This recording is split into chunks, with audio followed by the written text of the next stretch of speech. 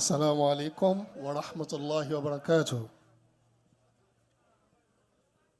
Qasida ni èmi fẹ́ kà láàyè yìí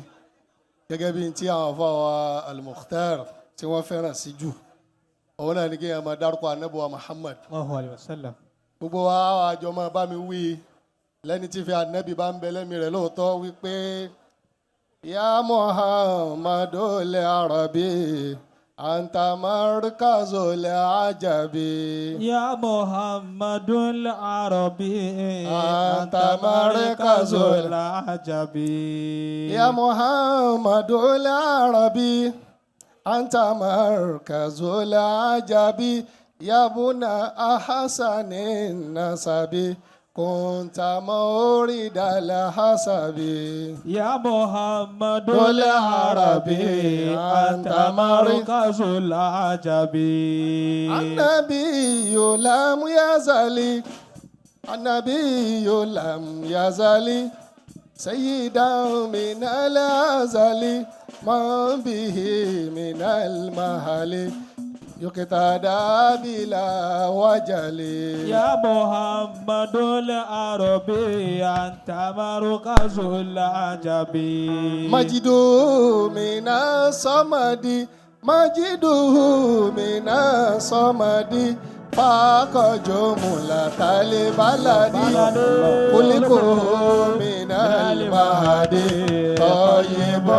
إلى اللحد يا محمد العربي أنت مركز العجب حين جاء مدرما فالهدى أتى الأمم نوره خبا ظلما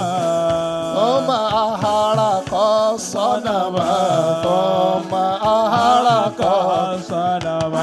يا محمد العربي أنت مركز العجب لم يكن لبذاته شبه وآياته اسمه كسيرته أكرم سمي أسرته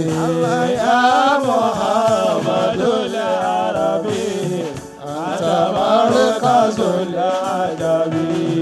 فهو للوجود أبو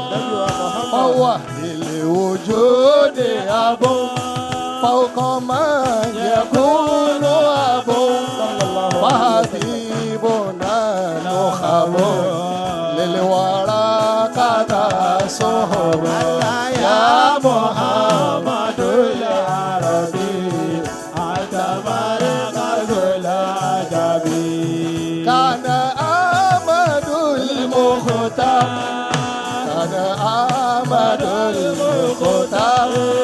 نور الورى لأنوار صلى الله عليه وسلم وضاها كل ديار بالهدى وبالبشر يا محمد العربي أنت مركز العجب أدب الورى بالكتاب بالمنير موعظة وكفاه معجزة بالمدى ومكرمة يا محمد العربي أنت مركز العجب بالمنصب الأعلى صلى الله عليه قد جلست يا قيلا صلى الله عليه أنت سيد والمرشد يا محمد العربي أنت مركز العجب ما شاء الله الإمام الزمزمي إمام الزمزمي أويا أويا أويا يا سباي أوكي